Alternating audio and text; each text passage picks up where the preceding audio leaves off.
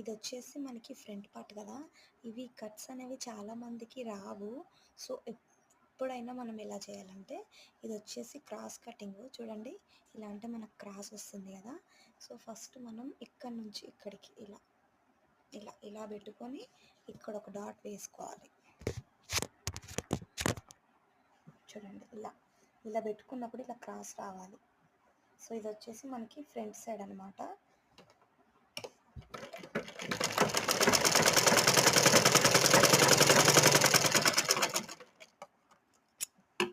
చూడండి ఇలా ఇలా ఒకటి వేసుకున్నాం కదా. ఇప్పుడు ఇది ఉక్స్ పట్టీకి రెండింటిని ఫోల్డ్ చేసుకొని ఈ మధ్యలో ఒక డాట్.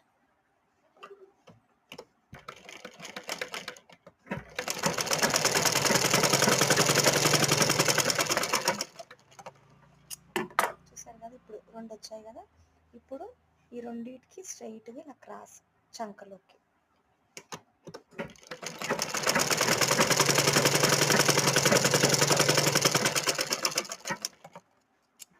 ఇప్పుడు చూడండి షేప్ అనేది నీట్గా ఇలా వస్తుంది. చూసారు కదా, ఇలా చూడండి.